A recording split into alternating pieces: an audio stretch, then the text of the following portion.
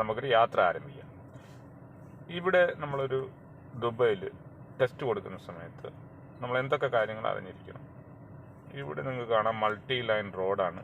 നമ്മൾ റോഡിൻ്റെ റൈറ്റ് സൈഡിലൂടെ ഇങ്ങനെ പോവുകയാണ്. പോകുന്ന സമയത്ത് മുന്നിൽ വാഹനങ്ങൾ ഉണ്ട്. നമ്മൾ ആ റോഡിനെ കാട്ടി സ്പീഡ് കുറഞ്ഞ രീതിയിൽ പോകണമെന്നുണ്ടെങ്കിൽ തീർച്ചയായിട്ടും നമ്മൾ ലെഫ്റ്റ് സൈഡിലോട്ട് ലൈൻ ചേഞ്ച് ചെയ്ത് നമ്മൾ മാറണം. അപ്പം അങ്ങനെ മാറുന്ന സമയത്ത് നമ്മൾ തീർച്ചയായിട്ടും സെൻട്രൽ മിറർ ചെക്ക് ചെയ്യണം, ഇൻഡിക്കേറ്റർ ഇടണം, എന്നിട്ട് ലെഫ്റ്റ് സൈഡ് മിറർ ചെക്ക് ചെയ്യണം, ഷോൾഡർ ചെക്ക് ചെയ്യണം, എന്നിട്ട് സെൻട്രൽ മിറർ ചെക്ക് ചെയ്യണം. അതിനുശേഷം ലെഫ്റ്റ് സൈഡ് മിറർ നോക്കിയാണ് നമ്മൾ ലൈൻ ചേഞ്ച് ചെയ്യേണ്ടത്. അപ്പോൾ ഇങ്ങനെ ലൈൻ ചേഞ്ച് ചെയ്ത് കഴിഞ്ഞാൽ നമ്മൾ മറ്റുള്ള കാര്യങ്ങൾ ശ്രദ്ധിക്കാനുള്ളതെന്ന് പറയുന്നത്, നമ്മൾ വണ്ടി ഓടിക്കുമ്പോൾ നമ്മളുടെ വണ്ടിയുടെ പൊസിഷനാണ്. രണ്ട് സൈഡിലെ ലൈൻ ഒരേ ഗ്യാപ്പിലായിരിക്കണം. അതായത് ആ രണ്ട് ലൈനിൻ്റെയും സെൻട്രലായിട്ടാണ് നമ്മൾ നിർത്തി വണ്ടി പൊസിഷൻ ചെയ്ത് ഓടിക്കേണ്ടത്. ഇവിടെ ഞാൻ വീണ്ടും എനിക്ക് മുന്നേക്ക് റൈറ്റ് സൈഡിലേക്ക് ഒരു ടണൽ വരുന്നുണ്ട്. ആ ടണലിലോട്ട് ഇറങ്ങാനായിട്ട് ഞാൻ പോകുന്നു. അത് കാരണം ഞാൻ വീണ്ടും റൈറ്റ് സൈഡിലോട്ട് ലൈൻ ചേഞ്ച് ചെയ്തു. നിങ്ങൾക്ക് ഇവിടെ കാണാം, ബോർഡിൽ കാണിക്കുന്നുണ്ട്. അവിടെ റൈറ്റ് സൈഡ് ലൈൻ പോകുന്നത് ആ ടണലിലേക്കാണ്. ദുബൈയെ സംബന്ധിച്ച് നമുക്ക് എല്ലാ ബോർഡുകളും വളരെ നമ്മൾ ശ്രദ്ധിച്ച് വണ്ടി ഓടിച്ചാൽ നമുക്ക് ഡയറക്ഷന് ഒരു ബുദ്ധിമുട്ടുണ്ടാവില്ല. ഇവിടെ എല്ലാം നിങ്ങൾക്ക് വളരെ ക്ലിയർ ആയിട്ട് ഓരോ ലൈൻ എങ്ങോട്ട് പോകുന്നു എല്ലാം മുൻകൂട്ടി തന്നെ അവർ ബോർഡുകൾ വെച്ചിട്ടുണ്ട്. അതുപോലെ തന്നെ റോഡ് മാർക്കിങ്സ്, ഏത് ലൈൻ റൈറ്റിലോട്ട് പോകും, ഏത് ലൈൻ സ്ട്രെയിറ്റ് പോകും, ഇതെല്ലാം അവിടെ കറക്റ്റായിട്ട് കൊടുത്തിരിക്കുന്നതുകൊണ്ട് നമുക്ക് വളരെ ഭംഗിയായിട്ട് ഓടിക്കാനായിട്ട് പറ്റും. ഇപ്പോൾ ടണലിലോട്ടെല്ലാം നമ്മൾ ഇറങ്ങുന്ന സമയത്ത് നമ്മൾ ശ്രദ്ധിക്കേണ്ടത്, അവിടെ ഒരു സ്പീഡുണ്ട്, 40 കിലോമീറ്റർ സ്പീഡ്. അങ്ങനെ സ്പീഡ് വെച്ചിരിക്കുക. ആ സ്പീഡ് നമ്മൾ ഓവർ സ്പീഡ് എടുക്കാനായിട്ട് പാടില്ല. അതുപോലെ തന്നെ സ്ട്രെയിറ്റിൽ ലൈൻ ചേഞ്ച് ചെയ്യാൻ പാടില്ല. സ്ട്രെയിറ്റ് ലൈനാണ് കൊടുത്തിരിക്കുന്നത്. അപ്പോൾ ടണൽ ഇറങ്ങിക്കഴിഞ്ഞാൽ പിന്നെ അതിൻ്റെ ഉള്ളിൽ നമ്മൾ ലൈൻ ചേഞ്ച് ചെയ്യാനായിട്ട് ശ്രമിക്കരുത്. സ്ട്രെയിറ്റ് ലൈൻ എവിടെ ഉണ്ടോ അവിടെ നമ്മൾ ലൈൻ ചേഞ്ച് ചെയ്യാനായിട്ട് പാടില്ല. ഇനി നമ്മൾ ഇത് കഴിഞ്ഞ് കഴിഞ്ഞാൽ എനിക്ക് വീണ്ടും ഒരു റൈറ്റ് എടുക്കേണ്ടതായിട്ടുണ്ട്. അപ്പോൾ ഇവിടെ ഡോട്ടർ ലൈൻ വരുന്ന സമയത്ത് എനിക്ക് ലൈൻ ചേഞ്ച് ചെയ്ത് റൈറ്റ് സൈഡിലോട്ട് മാറാൻ പറ്റും. ഈ റൈറ്റ് ലൈനിൽ മാറിയാൽ മാത്രം പോരാ. എൻ്റെ റൈറ്റ് കട്ടിങ് എന്ന് പറയുന്നത് വീണ്ടും റൈറ്റിലേക്കാണ് എനിക്ക് തിരിയേണ്ടത്. അപ്പോൾ വീണ്ടും അവിടെ ലൈൻ ചേഞ്ച് വീണ്ടും എനിക്ക് ചെയ്യേണ്ടി വരും. നമുക്ക് കാണാം, ഇവിടെ നിന്ന് വണ്ടി വരുന്നുണ്ട്. ഞാൻ ലൈൻ ചേഞ്ച് ചെയ്തു സേഫായി. ആ ലാസ്റ്റ് മോസ്റ്റ് ലൈൻ എടുത്തു. എന്നിട്ട് ഞാൻ സേഫായിട്ട് ഇൻഡിക്കേറ്റർ ഇട്ടു. ഇവിടെയാണ് എനിക്ക് റൈറ്റ് വരുന്നത്.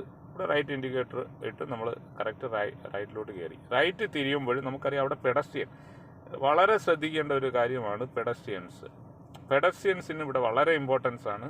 അതുപോലെ തന്നെ റോഡിൽ ഒരു ഇൻസൈഡ് റോഡുകളൊക്കെ ആണെങ്കിൽ അടുത്തടുത്ത് നമുക്ക് പെഡസ്ട്രിയൻ ക്രോസിങ്ങുകൾ കാണാൻ പറ്റും. അപ്പോൾ അവിടെയൊക്കെ നമ്മൾ വളരെയധികം ശ്രദ്ധിക്കുക. പെഡസ്ട്രിയനിൽ നമ്മൾ നല്ല രീതിയിൽ നോക്കിയതിന് ശേഷം മാത്രമേ മുന്നോട്ട് പോകാവൂ.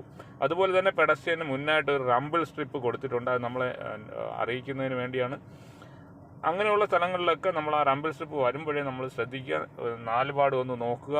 ആരെങ്കിലും ഓടി പെഡസ്ട്രിയൽ ക്രോസിങ്ങിലോട്ട് വരുന്നുണ്ടോ, അല്ലെങ്കിൽ ആരെങ്കിലും അതിലോട്ട് കയറാനായിട്ട് ശ്രമിക്കുന്നുണ്ടോ, അല്ലെങ്കിൽ വരാൻ ചാൻസ് ഉണ്ടോ എന്നൊക്കെ നമ്മൾ ചുറ്റും നോക്കി ഒന്ന് നിരീക്ഷിച്ച് വേണം പോകാനായിട്ട്. പെഡസ്ട്രിയന് വളരെ ഇമ്പോർട്ടൻസ് ആണ് ടെസ്റ്റിലും അതുപോലെ തന്നെ ഡ്രൈവിങ്ങിലും.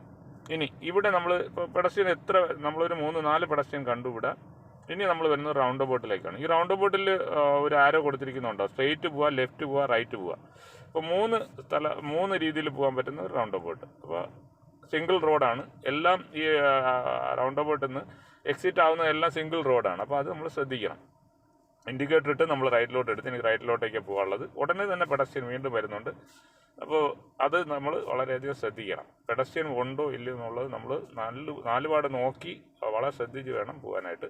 അതുപോലെ തന്നെ നമ്മുടെ വണ്ടിയുടെ പൊസിഷന് നമ്മൾ കൃത്യമായിട്ട് നമ്മൾ ആ രണ്ട് സൈഡിലും ഒരേ ഗ്യാപ്പ് ഇട്ട് തന്നെ നിൽക്കേണ്ടത്. റംബിൾ സ്ട്രിപ്പുകൾ നിങ്ങൾക്ക് കാണാൻ കഴിയുന്നുണ്ട്. ഈ പെഡസ്ട്രിയൻ ക്രോസിങ് വരുന്നതിന് മുന്നായിട്ട് റംബിൾ സ്ട്രിപ്പ് ഉണ്ട്. അപ്പോൾ അത് ഒരു മുന്നോടിയായിട്ട് കൊടുത്തിരിക്കും. ഇതെല്ലാം ഒരു റെസിഡൻഷ്യൽ ഏരിയ ആണ്. അപ്പോൾ ഇവിടെയെല്ലാം നമ്മൾ റെസിഡൻഷ്യൽ ഏരിയയിലൊക്കെ ഇവിടെയൊക്കെ അറിയാം നിങ്ങൾക്ക് ലൈൻ ചേഞ്ച് ചെയ്യാൻ പാടില്ല. ഇവിടെ സെൻറ്ററിൽ ലൈൻ ഇട്ടിരിക്കുന്നുണ്ടോ, സ്ട്രെയിറ്റ് ലൈനാണ്, യെല്ലോ സ്ട്രെയിറ്റ് ലൈനാണ്. അപ്പോൾ ഒരു കാരണവശാലും നമ്മൾ ലൈൻ മാറാനായിട്ട് പാടില്ല.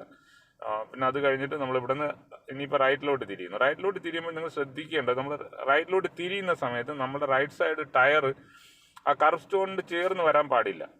അത്രയും ഗ്യാപ്പ് ഇട്ട് കാര്യം അങ്ങനെ വരുമ്പോഴാണ് നമ്മൾ ഹസാർഡ് ഓബ്ജക്റ്റിനെ ടച്ച് ആയി എന്നുള്ള രീതിയിലൊക്കെ നമുക്ക് മിസ്റ്റേക്ക് വരുന്നത്.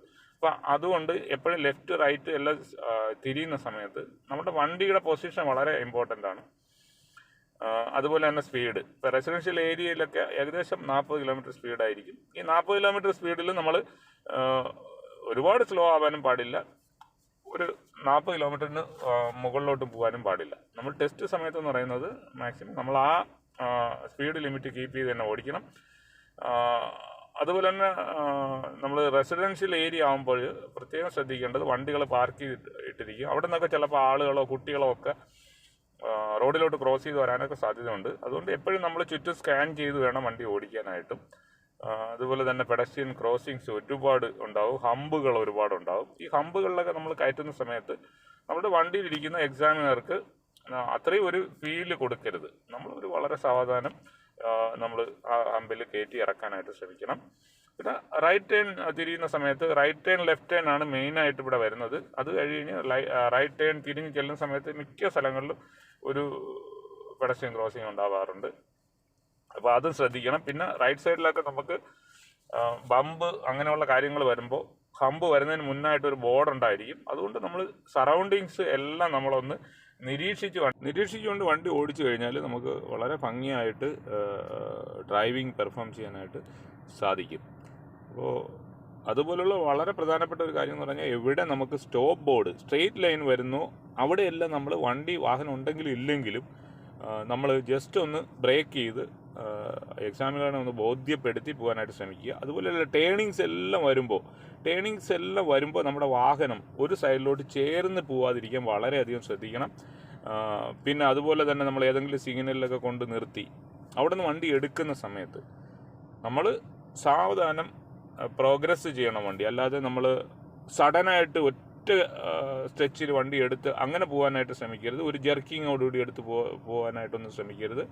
ഗ്രാജ്വലി നമ്മൾ ആക്സിലറേറ്റർ കൊടുത്ത് വേണം നമ്മൾ പ്രോഗ്രസ് ചെയ്യാനായിട്ട് വണ്ടി.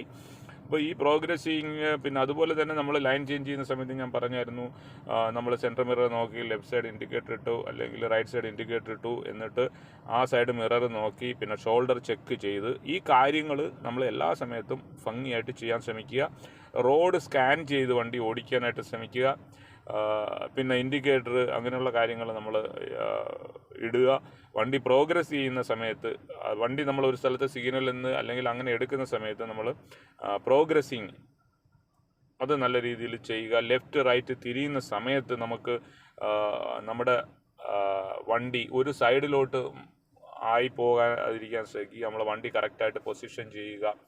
അപ്പോൾ ഇങ്ങനെയൊക്കെയുള്ള കാര്യങ്ങളാണ് നിങ്ങൾ ശ്രദ്ധിച്ചിരിക്കേണ്ടത്.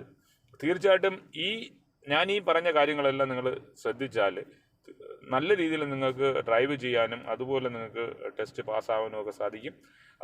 ആർക്കെങ്കിലും ഡ്രൈവിംഗ് ഫയൽ ഓപ്പൺ ചെയ്യണം അങ്ങനെയുള്ള സർവീസസ് വേണമെങ്കിൽ നിങ്ങൾക്ക് എന്നെ കമൻറ്റ് ചെയ്യാം, എന്നെ ബന്ധപ്പെടാം. തീർച്ചയായിട്ടും ഇനിയൊരു വീഡിയോയുമായി വരുന്നവരെ കാത്തിരിക്കുക. നന്ദി, നമസ്കാരം. Prince Lal signing off.